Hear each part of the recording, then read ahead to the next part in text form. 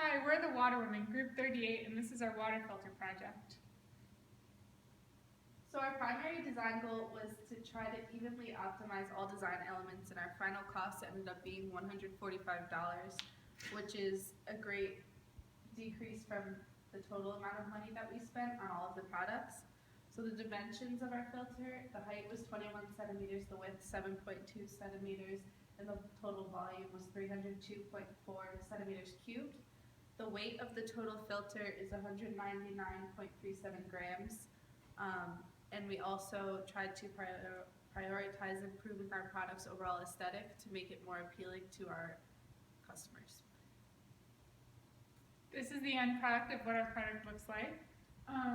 We decorated it using felt and googly eyes and glitter glue to make it look like an actual woman of the water.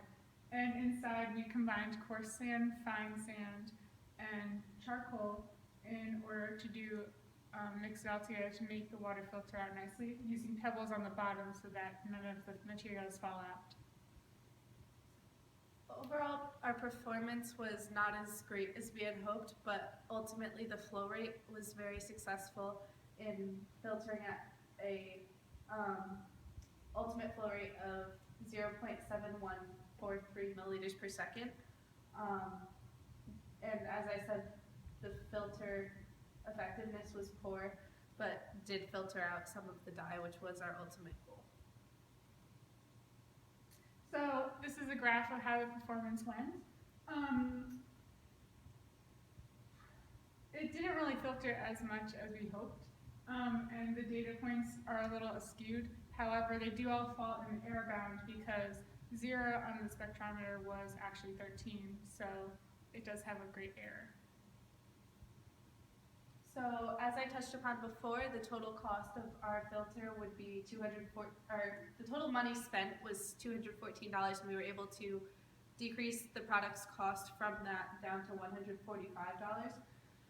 We spent the most money towards our filter on the actual casing of the filter, which holds the media that filters the dye. The casing was worth $70, and then the second most was spent on the media within the filter, which included coarse sand, aluminum oxide, charcoal, and fine sand, along with pebbles. And then we also put money towards making our filter aesthetically pleasing on the products that were previously mentioned. So we did end up going through a lot of changes in the design process. In the beginning, we only used aluminum oxide and fine sand, and that ended up making our filter go completely mud and nothing came out, so it just didn't work.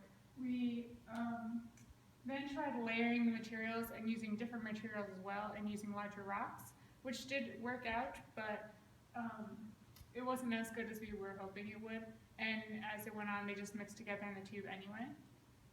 We then attempted to use just one material rather than a bunch of them to see how that would work. It did filter, but not to an efficient standpoint. Finally, we went back to the layers and we added filter paper between the layers so we could see if that would work, but the paper would get too moist and the water kind of went around all the materials, so it didn't really help.